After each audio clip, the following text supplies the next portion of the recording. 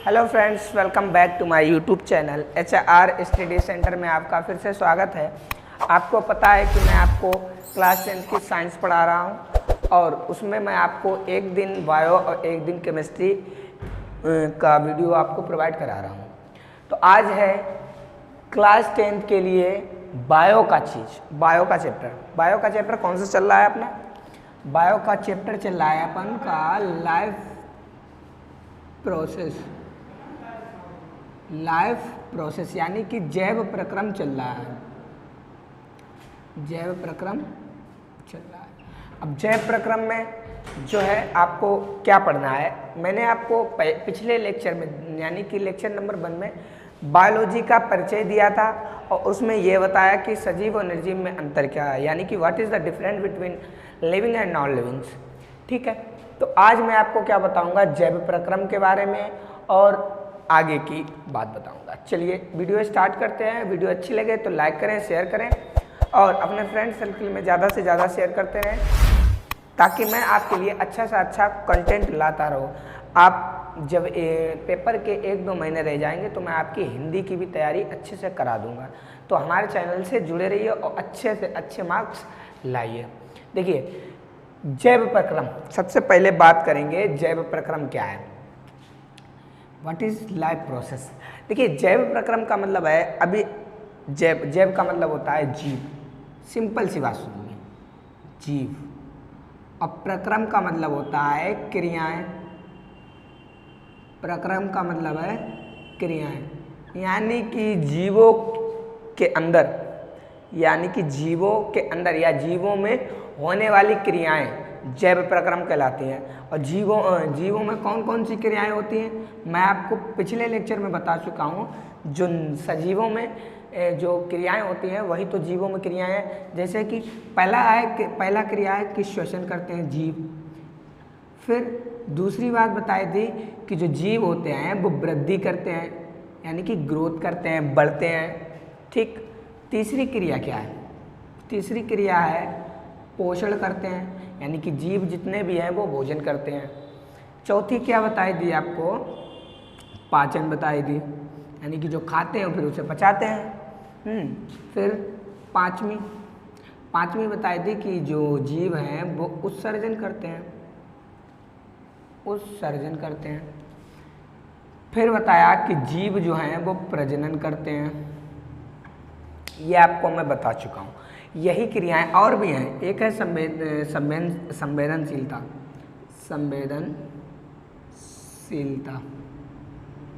और भी क्रियाएं होती हैं। तो इन क्रियाओं को हम बोलते हैं प्रक्रम। इन क्रियाओं को क्या बोलते हैं? प्रक्रम।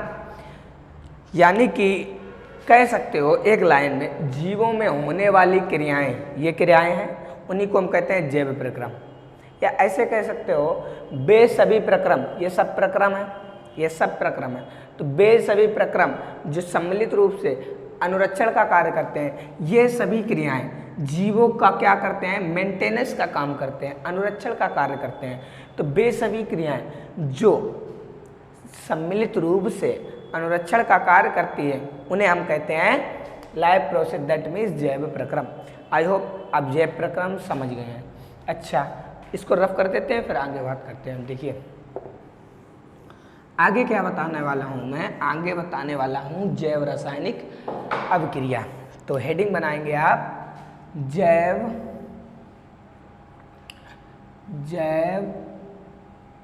रासायनिक अभिक्रिया।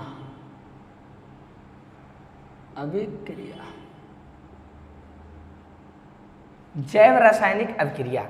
अब जैव रासायनिक अभिक्रिया क्या होती है? जीवों में जो है 2 प्रकार की रासायनिक अभिक्रिया होती है। कितनी प्रकार की? 2 प्रकार की। 2 प्रकार की होती है। पहली है अपचयी क्रिया।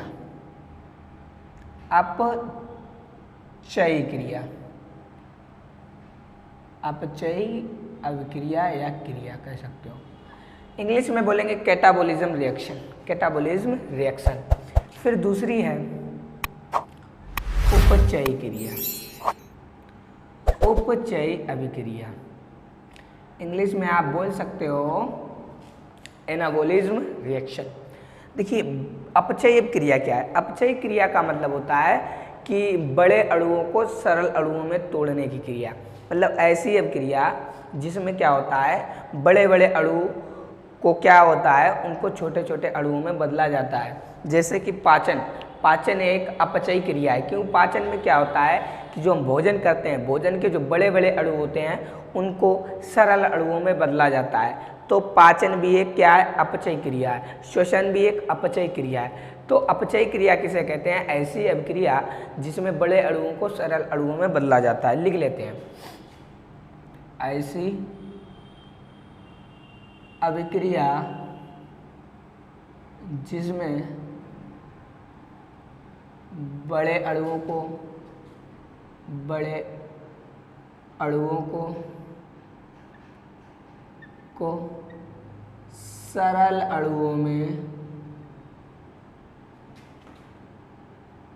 सरल अणुओं में बदला जाता है, यानी कि ऐसी अभिक्रिया जिसमें बड़े अणुओं को सरल अणुओं में बदला जाता है वो कहलाती है हमारी अपचयी क्रिया। जैसे में आप क्या दिखाएंगे, जैसे में श्वसन एक अपचयी क्रिया है और पाचन भी एक अपचयी क्रिया है। तो ऐसी बहुत सी अभिक्रियाएं हैं जिसमें क्या होता है, बड़े बड़े अणुओं को सरल अणुओं में बदला जाता है। आई होप इतनी बात समझ गए होंगे कि ऐसी अभिक्रिया जिसमें बड़े अणुओं को सरल अणुओं में परिवर्तित किया जाता है या बदला जाता है उसे अपचयी अभिक्रिया कहते हैं। फिर दूसरी उपचयी। अब उपचयी की अभिक्रिया का मतलब होता है जिसमें छोटे छोटे अणु मिलकर बड़े अणुओं का निर्माण करते हैं। क्या होता है? ऐसी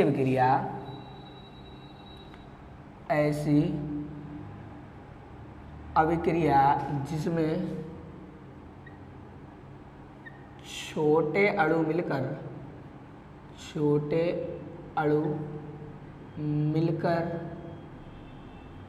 बड़े अणुओं का निर्माण करते हैं। छोटे अणु मिलकर बड़े अणुओं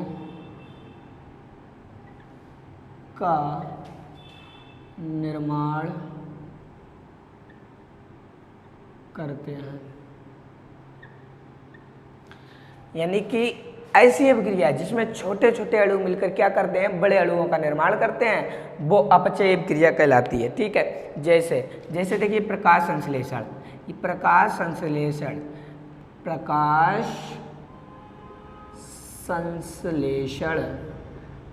संश्लेषण एक उपचयी क्रिया है। वसा भी, प्रोटीन भी और आदि, ये सब क्या है? ये उपचयी क्रिया है। आप समझ गए होंगे कि ऐसी अभिक्रिया जिसमें बड़े बड़े अणु मिलकर सरल अणुओं में बदला जाता है वो कहलाती है अपचयी, और जिसमें छोटे छोटे अणु मिलकर बड़े अणुओं का निर्माण करते हैं वो कहलाती है उपचयी। लास्ट पॉइंट एक बात देखिए, इसे बोलते हैं कैटाबोलिज्म, इसे बोलते हैं एनाबोलिज्म। ठीक है, यानी कि जो क्या होता है, जब मनुष्य या जीवों के अंदर ये दोनों अभिक्रियाएं हों, एक साथ दोनों अभिक्रियाएं हों, जब जीव के अंदर अपचयी भी क्रिया हो और उपचयी भी क्रिया हो तो उस क्रिया को उपापचय कहते हैं। जैसे देखिए, जब मनुष्य के अंदर या जीव के अंदर अपचयी और उपचयी दोनों क्रियाएं हों तो उस क्रिया को कहेंगे उपापचय। इंग्लिश चाहे लिख लो, कैटाबोलिज्म, और इसे बोलते हैं एनाबोलिज्म। अब ये दोनों मिलके बनाएंगे मेटाबोलिज्म। इंग्लिश में बोलते हैं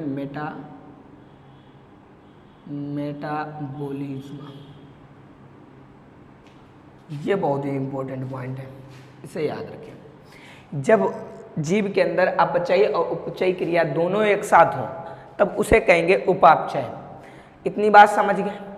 अब इतनी बात समझ गए हो तो अब आगे बढ़ते हैं। आगे बढ़ें, रफ कर लीजिए। अब सबसे पहले क्या करते हैं इसमें हम सबसे पहले जो इस चैप्टर का सबसे पहला पॉइंट है, मतलब जो पहला टॉपिक है जो हम आज पढ़ना है, आज ख़त्म करना है, उसका नाम है पोषण। पोषण इंग्लिश में कहेंगे न्यूट्रिशन। न्यूट्रिशन सबसे पहले हमें ये पढ़ना है पोषण क्या चीज़ है। अब पोषण क्या चीज़ है, आप देखिए पोषण का मतलब सीधा सा मतलब होता है भोजन करना। भोजन करने को ही हम क्या कहते हैं, पोषण कहते हैं, न्यूट्रिशन कहते हैं।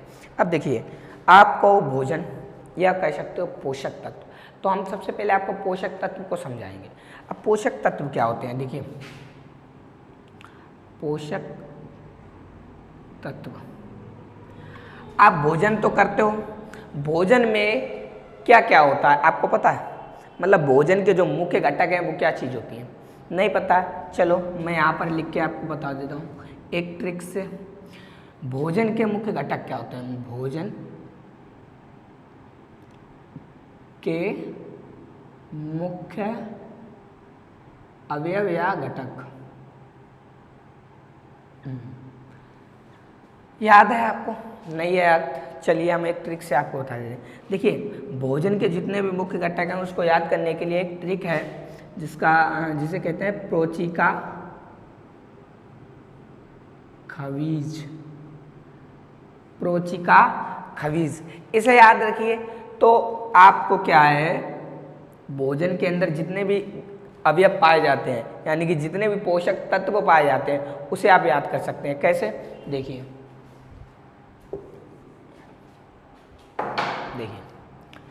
प्रो का मतलब होता है प्रोटीन, प्रो का मतलब प्रोटीन। ची का मतलब होता है चिकनाई, चिकनाई में क्या आ जाता है, बसा, तेल, ठीक है, भोजन में ये चीज़ पाई जाती है ना। और का से होता है, समझ रहे होगे, कार्बोहाइड्रेट, कार्बोहाइड्रेट। खा से, चौथा पॉइंट, खा से होता है खनिज लवण, खनिज लवण। बी से पांचवा विटामिन, विटामिन। जैसे छठा पॉइंट जल। तो ये 6 अवयव यानी कि 6 पोषक तत्व हमारे भोजन में मुख्य रूप से पाए जाते हैं, ठीक है। तो इनको हमने याद करने की आपको ट्रिक बताई। तो प्रोचिका खवीज, प्रोचिका खवीज से प्रो से प्रोटीन, ची से चिकनाई, का से कार्बोहाइड्रेट, खा से खनिज लवण, बी से विटामिन और जा से जल। तो इसे याद रखोगे तो आपको याद हो जाएगा, ठीक है। और इन्हीं को क्या कहते हैं, इन्हीं सब को हम कहते हैं पोषक तत्व। क्या कहते हैं, यहाँ पर लिख लेते हैं, पोषक तत्व, पोषक तत्व। तो मनुष्य है, मतलब जो जीव है वो भोजन करता है, तो भोजन के रूप में ये सभी पोषक तत्व ग्रहण करता है या प्राप्त करता है, इसी को कहते हैं पोषण। आप कह सकते हो एक लाइन में, जीवों द्वारा भोजन, भोजन प्राप्त करना पोषण कहलाता, या जीवों द्वारा भोजन या पोषक तत्वों को प्राप्त करना क्या कहलाता है, पोषण कहलाता है। लिख लेते हैं, जीवों द्वारा भोजन या पोषक तत्व को प्राप्त करना पोषण कहलाता है, कहलाता है। इतनी बात समझ गए कि पोषण किसे कहते हैं, जीवों द्वारा भोजन या पोषक तत्वों को ग्रहण करना या प्राप्त करना क्या कहलाता है, पोषण कहलाता है। अगर इतनी बात समझ गए हो तो आप इसे लिख लीजिए या इसका स्क्रीनशॉट ले लीजिए, ठीक है। और मैं इसे रफ कर देता हूँ, आगे की बात करता हूँ। बात समझ गए, पोषण किसे कहते हैं, भोजन या पोषक तत्वों को ग्रहण करना या ग्रहण करने की क्रिया। अपने मन से आप बनाकर लिख सकते हो अच्छे से।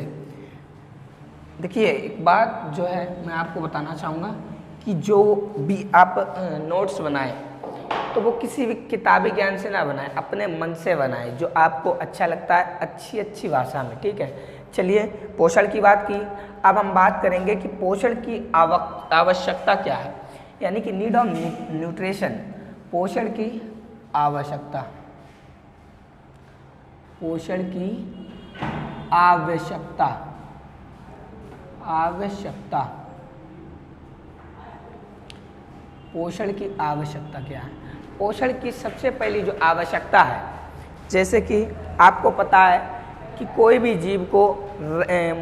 जीव को जीवित रहने के लिए भोजन चाहिए, भोजन चाहिए, या आप ऐसे कह सकते हो कोई भी मनुष्य कार्य करने के लिए ऊर्जा चाहिए। ऊर्जा कहाँ से आती है? ये ऊर्जा आती है भोजन से। अब भोजन नहीं करेंगे तो ऊर्जा नहीं आएगी, ऊर्जा नहीं आएगी तो आप कोई काम के नहीं रहोगे।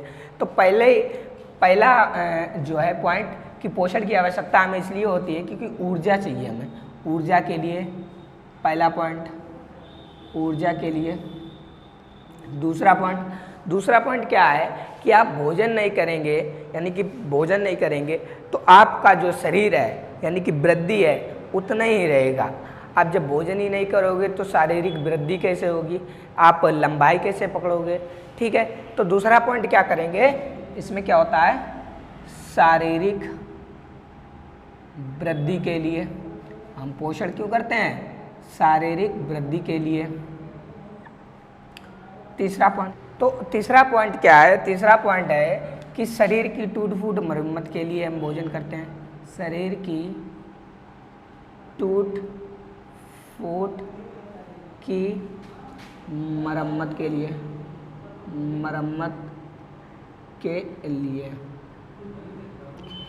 चौथी आवश्यकता क्या है? चौथी आवश्यकता है कि रोगों से प्रतिरक्षा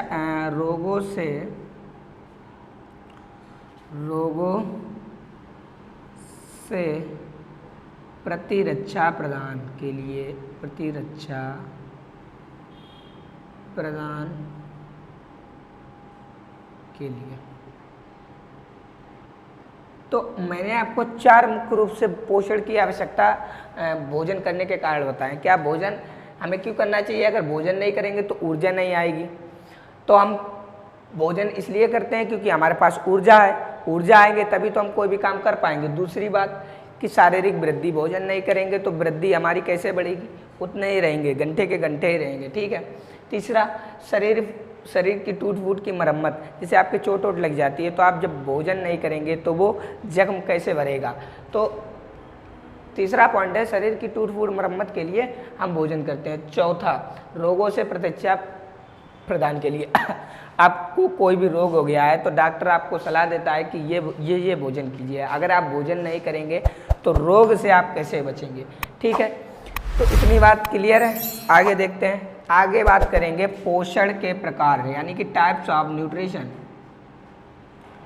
पोषण के प्रकार, पोषण के प्रकार। देखिए 2 प्रकार के पोषण हम पढ़ते हैं। पहला पोषण है स्वपोषण, या कह सकते हो स्वपोषी पोषण, स्वपोषी पोषण, और इंग्लिश में कह सकते हो ऑटोट्रॉफिक न्यूट्रिशन।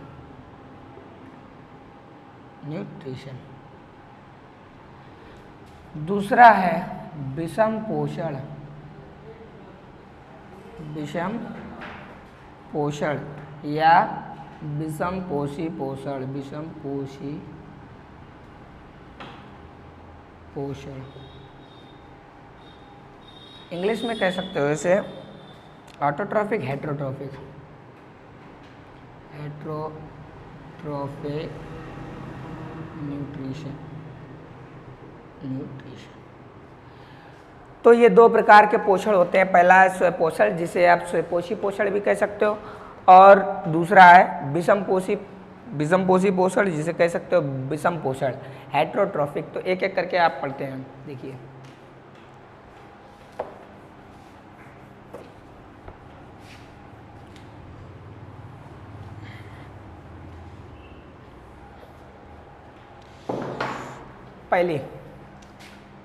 पहले हेडिंग लगाएंगे स्वपोषण।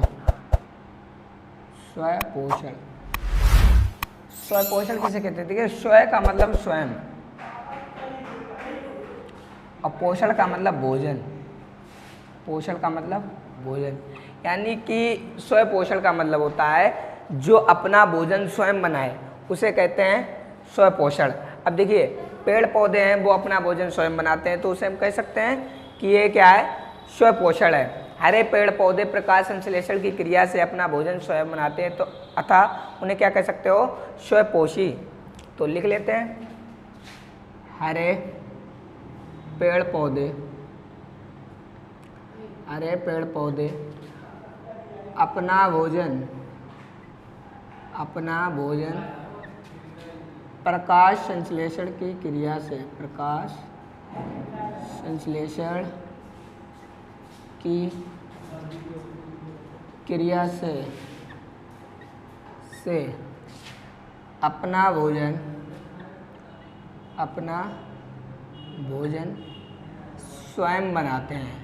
स्वयं बनाते हैं, अतः ये स्वपोषी हैं, ये स्वपोषी। तो क्या करते हैं? पेड़ पौधे अपना भोजन स्वयं बनाते हैं प्रकाश संश्लेषण की क्रिया में, तो वो क्या कहलाएंगे? स्वपोषी। अब देखिए, कुछ बैक्टीरिया होती हैं जैसे सल्फर बैक्टीरिया और आयरन बैक्टीरिया, तो ये भी अपना भोजन क्या करती हैं? स्वयं बनाती हैं। आगे बात करते हैं लास्ट पॉइंट, इसके बाद एंड। लास्ट पॉइंट है विषम पोषण। विषम पोषण, विषम पोषण का मतलब होता है ऐसा पोषण जिसमें जीव क्या करता है? भोजन के लिए दूसरे जीवों को खाता है, उसे कहते हैं विषम पोषण। क्या करते हैं? लिख लेते हैं, ऐसा पोषण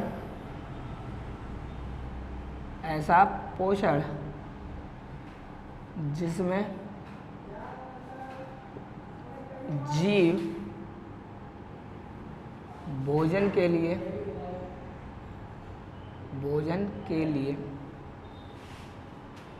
दूसरे जीवों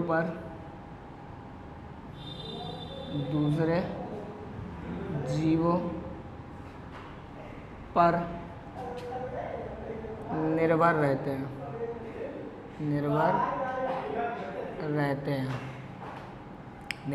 हैं, अतः विषम पोषी कहलाते हैं। विषम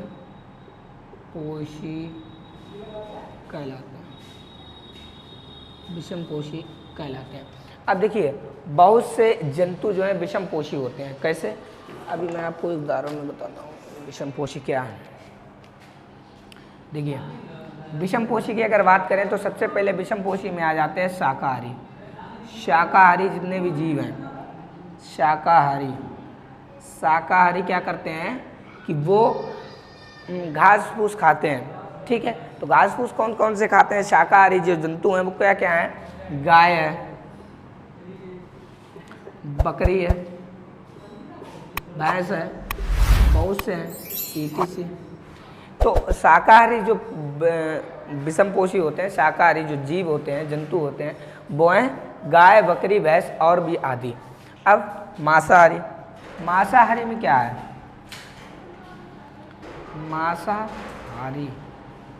मांसाहारी का मतलब क्या होता है? मांसाहारी का मतलब होता है वे जीव जो मांस खाते हैं, दूसरे जीवों का मांस खाते हैं, अब वो मांसाहारी कहलाते हैं। अब मांसाहारी कौन कहलाता है? जैसे कि शेर,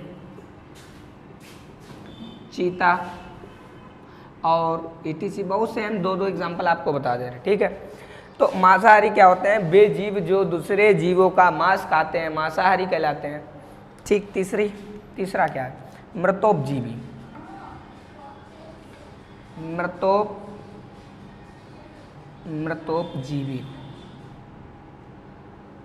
मृतोपजीवी जंतु किसे कहते हैं? मृतोपजीवी का मतलब होता है वे जंतु जो मरे हुए जीवों से या कार्बनिक यौगिकों से अपना भोजन सड़े गले पदार्थों से प्राप्त करते हैं, वो कहलाते हैं मृतोपजीवी। मृतोपजीवी का मतलब होता है वे जंतु जो अपना भोजन जो है मरे हुए मतलब मृत जीवों से प्राप्त करते हैं, या ऐसे कह सकते हो जो अपना भोजन कार्बन यौगिकों से प्राप्त करते हैं, सड़े गले पदार्थों से प्राप्त करते हैं, उसे कहते हैं मृतोपजीवी। अब मृतोपजीवी में क्या क्या आ जाता है, जैसे कवक है,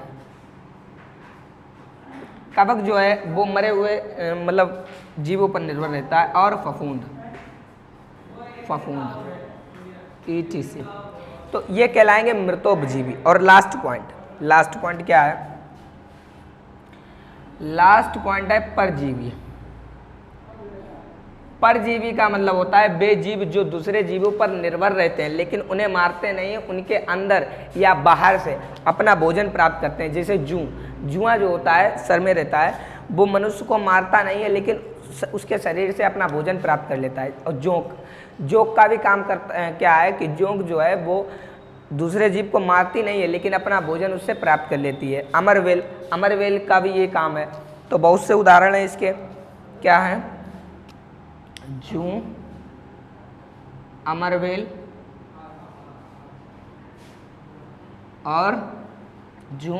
और जोंक ETC। ठीक है, तो ये 4 आपको हमने विषमपोषी जंतु बताए। विषमपोषी जंतु